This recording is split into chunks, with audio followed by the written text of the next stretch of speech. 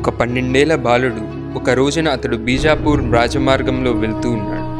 ఒక దృశ్యాన్ని చూశాడు. అయితే ఒక వ్యక్తి ఒక గోవుని చంపే ప్రయత్నంలో ఉన్నాడు. ఆ గోవు ఎంతో భయపడుతూ అటు ఇటు పరుగులు తీస్తూ పారిపోవడానికి ప్రయత్నిస్తోంది. అయితే ఆ వ్యక్తి మాటి మాటికి ఆ గోవుని కర్రతో కొడుతూనే ఉన్నాడు, ఎంతో హింసిస్తున్నాడు.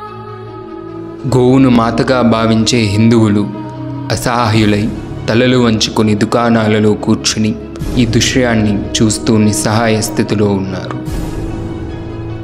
ఆ బాలుడి ఖడ్గం నేరుగా దూసుకువచ్చింది. ఆ బాలుడు ముందుకు లంఘించి ఆ వ్యక్తి వద్దకు వచ్చాడు. మెడకు ఉన్న తాడును కోసివేశాడు. ఆ ఆవు పారిపోయింది.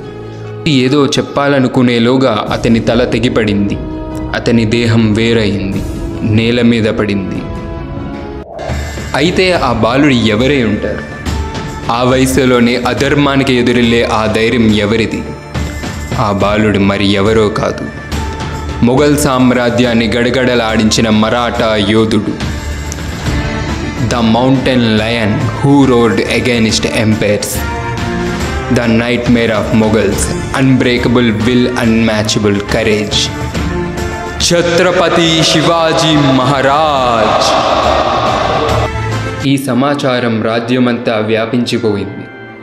దర్బారులో ఫిర్యాదు చేయబడింది. నవాబు క్రోధంతో ఊగిపోయాడు. ప్రమాదంగా పరిణమిస్తున్న తన పుత్రుణ్ణి బీజాపూర్ నుంచి బయటకు పంపవలసిందిగా నవాబు శివాజీ తండ్రి షాహాజీని ఆదేశించాడు. శివాజీ బీజాపూర్ వదిలిపెట్టాడు. కానీ హిందూ సామ్రాజ్య సంస్థాపనను గురించి తన స్వప్నాన్ని మాత్రం వదిలిపెట్టలేదు. దానిని తన హృదయంలో భద్రపరుచుకున్నాడు. తుదకు ఆ రోజు రానే వచ్చింది. బీజాపూర్ సుల్తాన్ శివాజీని తన రాజ్యంలో ఉన్న స్వతంత్ర హిందూ సామ్రాట్గా గుర్తించి ఆహ్వానించాడు.